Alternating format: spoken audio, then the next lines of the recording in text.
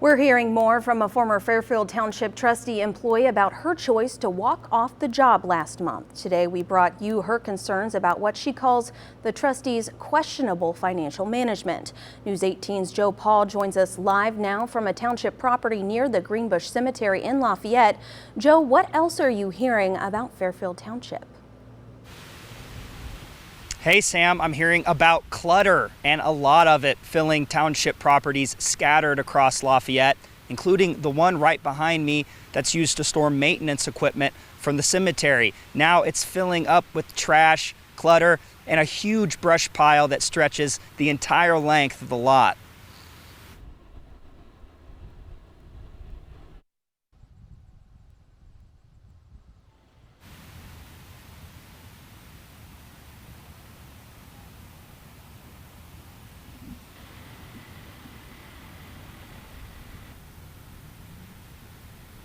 Inside the township office on Wabash Avenue. Some rooms clean, but others filled with clutter. This is our break room. The last straw for Fogelman, a $5,000 check for exercise equipment spent out of the rainy day fund, an account reserved for emergencies. That was pretty much the beginning of the end for me, and we started finding other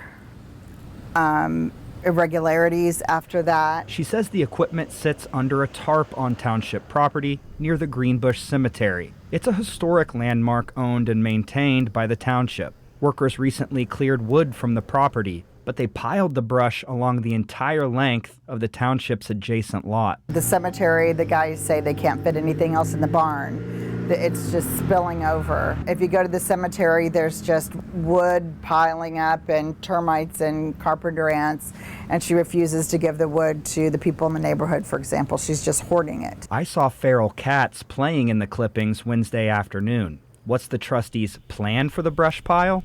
July board minutes show she proposed bonfires at the cemetery, but the board pushed back about a potential fire hazard. Meanwhile, the township's shelter house sits empty. Board members want to know why it isn't housing residents in need. I knocked on the door Wednesday afternoon, but no one was home. The township's Ford Crown Victoria sits out back unplated and unused. Fogelman says it's another sign of an absent elected official. I could no longer be complicit in those sorts of things, and every day it just got worse.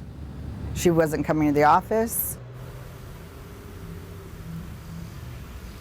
A spokesperson for the city engineer's office tells me that all vehicles on private property must be operable and properly plated, but he said he wasn't aware of that Crown Victoria parked on township property. Meanwhile, the township office continues to be locked and closed to the public. I texted and called Trustee Coles today for comment, but I didn't hear back. Reporting live in Lafayette, Joe Paul, News 18.